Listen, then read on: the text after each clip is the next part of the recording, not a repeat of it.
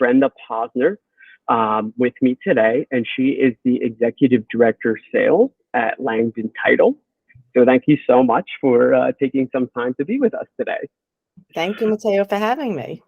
Yeah, my pleasure. And I love your continuing education classes. Anybody that's in a broker in New York City is, certainly knows about those, and I love them. I try to sign up for one a week, and depending on the time of year, to keep my mind working. So let's get right started. Tell us a little bit about yourself and what you do. So, like Mateo said, like you said, I am the Executive Director of Sales. I run the continuing education school. I'm also a title closer. So I love that I have the ability to help educate agents, oversee my deals, and then actually be at the closing and help the agents, the attorneys, the clients actually purchase their dream home. It's enjoyable.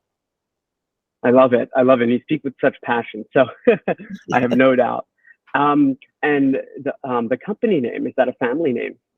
So it's Langdon Title is not my company. I'm the Executive Director of Sales. So the owners of the company were roommates at University of Wisconsin, and they named the company after the street they lived on. Oh, that's pretty amazing. I love that. Okay. So is it did they move to New York, or is the company based out of? No, they moved to New York. They're both New York based, and they're both title people and attorneys, and great. I love it. That's everything. And I thought you would make a great addition to tell us a little bit about what is it that you do. I'm from Philly, right? And in Pennsylvania, there's a title place and there's auto tags, and there's a lot of differences than in New York. So I feel here sometimes the brokers, we don't get to see a lot of what you do during closing, or just get to interact with you. So can you tell us a little bit about what you do?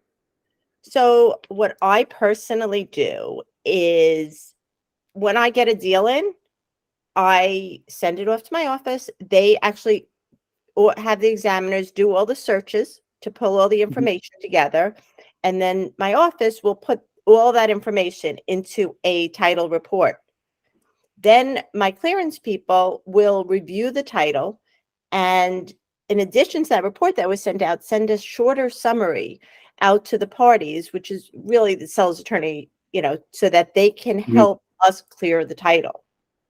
What I do is I'm watching to make sure that all those steps are done quickly, and then that things are cleared up. And if there's anything I could jump in to give, additional comments, advice from my experience, I'll jump in. Then I'll also actually be the title closer at the closing. So this way I'm familiar with the file. I'm familiar with the parties. And if anything comes up, it's easier for me to help get the deal closed smoothly since I'm so ingrained in the file. Sure. And what's a typical thing that pops up? Oh my gosh. Well, there's always something different that pops up. Sure. So what happens is just before closing, the office runs a continuation search, which is checking to see if any new judgments, liens, taxes, or anything has come up against the property. And I had one recently where a sidewalk lien popped up. And a sidewalk lien isn't exactly what it sounds like. The sidewalk lien is saying that the sidewalk needs to be repaired, and a ticket was issued to the people. There's not necessarily a judgment yet.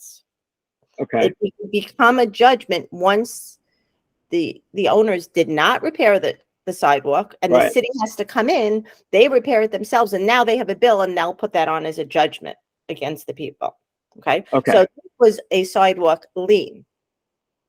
And I came up at closing and I was like, oh my God, I have to go now tell the buyers and sellers attorney, and they're already a little contentious with each other. What do I do? I have to. There's no choice.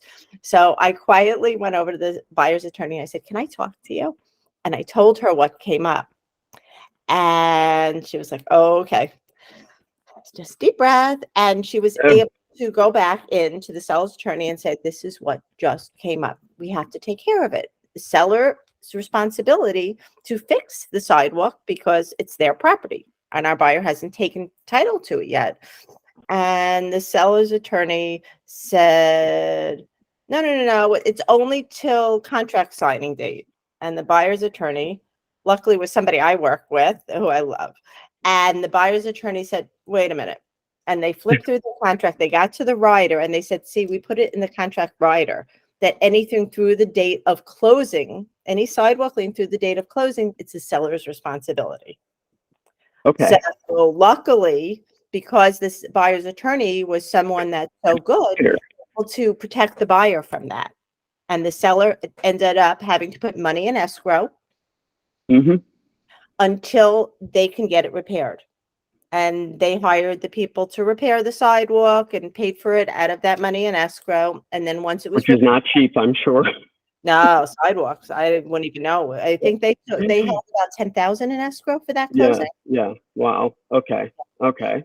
And So mm-hmm. yeah, no. So it was that is an unusual thing that comes up. It was actually my first Yeah. time that came up at closing. I was going to ask, like, what for, like a condo or a co-op? What do you think? What could typically come up, in terms of that? Because if there, something for the sidewalk, of course, maybe that's for the building itself. But I'm curious, like, what have you? I'm assuming maybe things related to a mortgage, but I'm wondering if there's something else that you have found. When it comes to a condo, so in co-ops, there's no title insurance. Co-ops are just a Correct, lease. because it's correct, right? Proprietary So lease. when it comes to a condo, what's come up, especially if it's a sponsor sale, a new development, have been mechanics.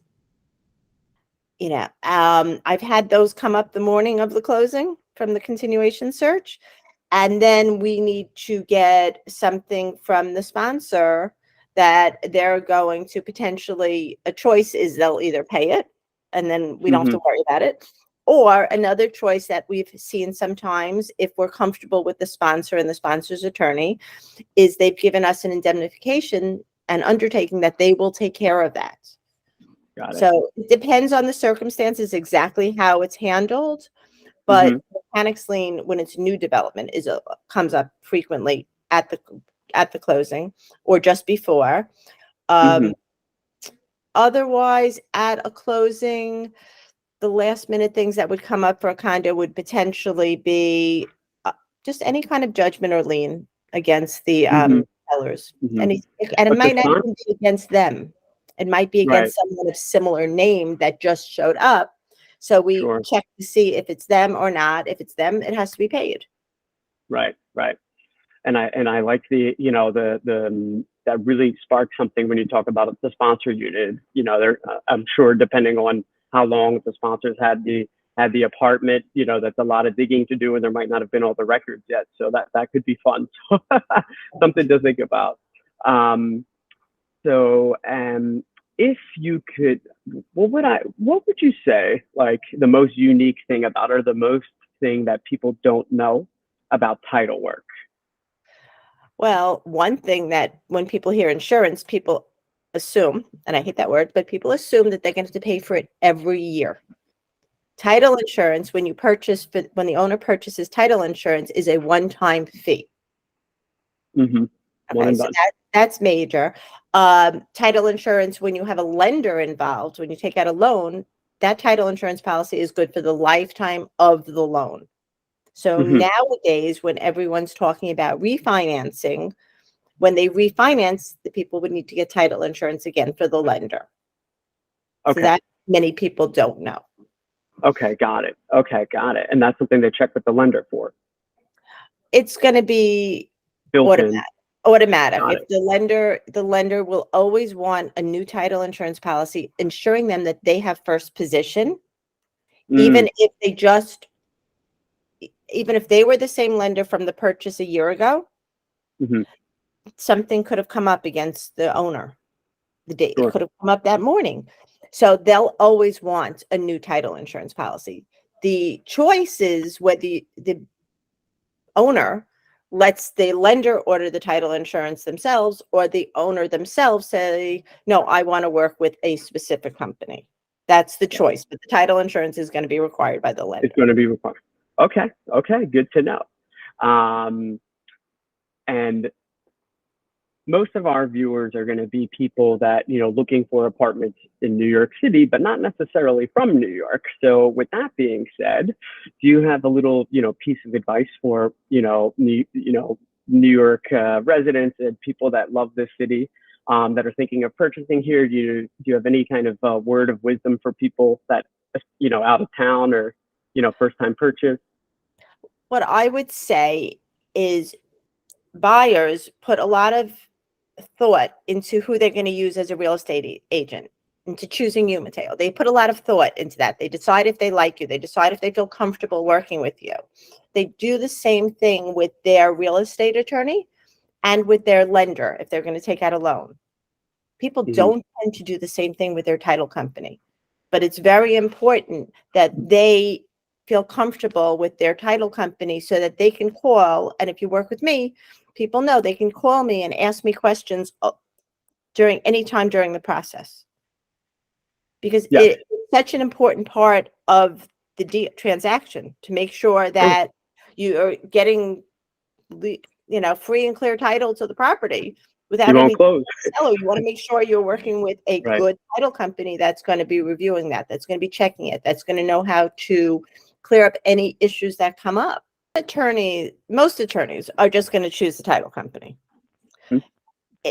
A lot of the agents that I work with will say to the attorney they work with, I'm very comfortable with working at Brenda Langdon. She really oversees her deals. She'll be at the closing helping you and your clients.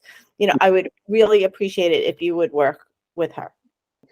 Some of the agents will also say to their buyers, this is such a major purchase that you're making, and the title insurance charges, and on our title bill, we also have all the transfer taxes and the mortgage tax. So it's not all money coming to us, but Sure. it's probably going to be one of the largest checks they write. So people are concerned with the amounts of money they're spending. And what will happen is agents will introduce me directly to their buyers and say, listen, you can choose your title company. Brenda, would you do an estimated title bill and explain to these buyers what the costs are, what can change? And I will go through and explain what our charges are, what are pass-through charges to the city and state, and really what would be able to change on that title bill. And then I would also assure the people that, listen, if you work with me, you can ask me any question you want. And I'm happy to explain it to you and make you feel comfortable. But Sure. no pressure. This is your choice, what you want to do. And Yeah. just if they decide to work with me, they just let their attorneys know that they want to work with me. But like you were saying, it's a significant expense at the end. And, to have someone be able to walk through and answer all the questions about that I think it's pretty helpful, pretty useful.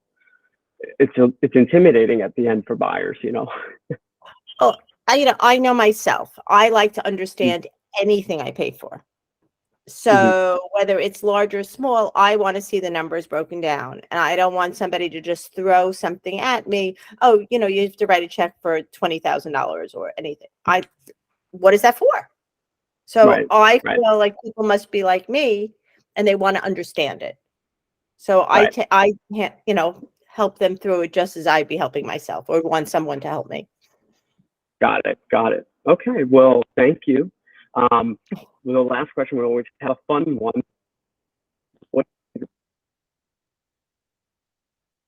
I can't. is your favorite place in New York? Your favorite My place in New so York City? yeah, so I would say, I mean, I love all of New York. Mm-hmm. I love the outdoors. I love walking along the West Side Highway over there. But my new Yep. favorite spot I've been going to is this little restaurant called Resolution 39. It's on 39th Okay. Street. They have a rooftop, Mm-hmm. and the staff there is so friendly. It reminds me of the show Cheers. If you ever Where saw on the it. east side? It's on the west side. It's 39th Street between 7th and 8th. And you Uh, walk in there, and the staff and the owner are so friendly. The food is really good, and they make the best old fashions. Everybody that's tasted their old fashioned oh, is like, Oh my God. And can't, has to have more than one. They just Now recently you're opened talking up my a new. language. Yeah, it's great. It's so good. I brought my husband there to taste it. It's so good. Okay, I And love it. yeah, so that's my new favorite place. And I've been having a bunch of my continuing education classes there as well. So we're doing some in person there. They have a Yeah. separate floor, private space that they give us with a bar, and it's Mhm, so nice. And I just feel so comfortable in there that's a big thing mhm. in a big city. As soon as you said that, in the back of my mind, I was like, how come? What do I know that from? Because I signed up for one of the classes. So I look forward to being there. I was like, wait a minute, it all just came together. Great. Well, I love that. I have so many different places, so it's kind of difficult for me. But my current one, there is a really nice um, coffee roastery, Italian style, in East Harlem. It's called Dallaria, and I will send it to you. It's on East 110. It's amazing because they roast their coffee and they also do courses almost like you would do for a sommelier, but they do like the Italian style courses on coffee, on preparation, and it's really amazing. It's the first one I saw in New York. So I I love will, that. it's called Delaria and it's on East 110. So Okay. You have to check that out. I love that. Love coffee. absolutely. Yeah. Oh, me too. And I love old fashions. Well, thank you so much. We really appreciate it. This is going to be really helpful. We'll make sure that everybody has your contact details. So, and if they have any questions about title, you'll be a great resource for them. And all the brokers, hopefully everyone knows about your continuing education classes. Yes. Thank you so much for having me.